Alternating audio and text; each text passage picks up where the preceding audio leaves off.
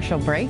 Hold on to hope and inspire it in others too. That's today's topic as we continue our Motivational Monday series with award-winning author Stacy Hawkins Adams. Hi, Stacy. Hi. It feels like we haven't been together in a long time. We haven't. I've missed you. I have missed you too. I think of you all the time as I'm out and about and choosing kindness and smiling at folks. And now we're talking about holding on to hope and inspiring others in the process. Tell us more. Yeah, you know, we have so much going on. There are so many folks not working right now. There's food insecurity.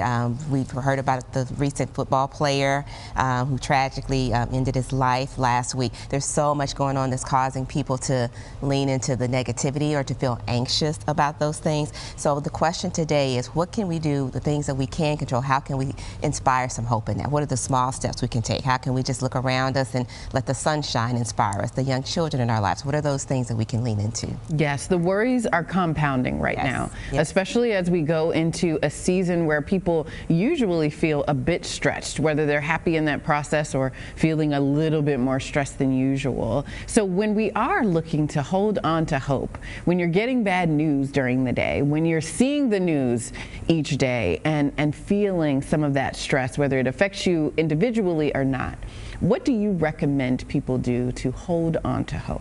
You know, I think you have to actively choose hope, and that sounds like a cliche, but what I mean by choosing hope is to think about the things you can do. So it starts with waking up in the morning and saying, I'm going to have a good day. So those affirmations you speak of yourself, they sound or feel a little hokey to some people, but research shows that when you speak those affirmations, your brain thinks that that's your reality. So say, I'm going to be having a wonderful day. I am empowered today. Things are going to go in my favor. Start speaking those positive things. So start there, and then the next thing you can do is ask yourself a question.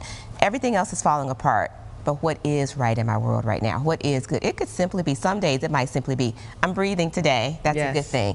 Other days, like I said, it could be the young children around you. Maybe you get a phone call from a person you haven't spoken to in a while. Maybe you get a letter or a card in the mail. What is that one thing that is good about that day when it feels like nothing else is going well? Absolutely. We've talked many times about how important it is to have a gratitude list. The 5 good things that have happened today. Some days those are really big things. Some days those are just, I woke up. And I'm smiling as we're having this conversation, because I wouldn't have called them affirmations, but this morning as I was trying to get out of the house, Monday mornings are very interesting with little people, time change, all of that. And as I was getting out, I was the last one out, and I kept saying, I'm doing the best I can, I'm doing it, I'm going. So I had to kind of talk myself through it, because I turned around and it was like, wait a minute, I don't have this, I got to run over here and do that.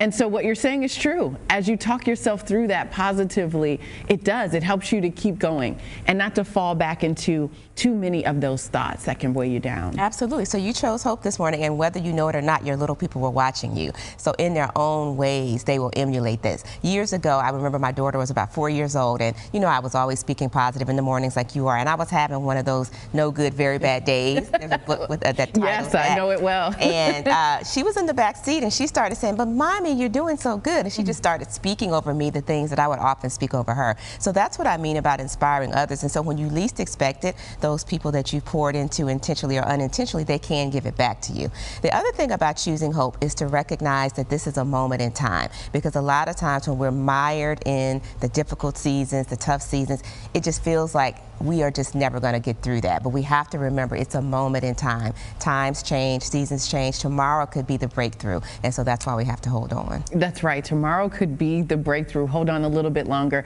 especially as we think about those who are going through so much right now. Tomorrow could be the breakthrough. We're going to have to put that on a t-shirt, I think, because that'll get someone through. And I so appreciate knowing that, hey, we're all in this together. Now, when you're working with someone who really you identify that they need to be inspired. Right? What's something that you would say to them, especially in these times? Gosh, the main thing I think I would say is, I see you. or I hear you.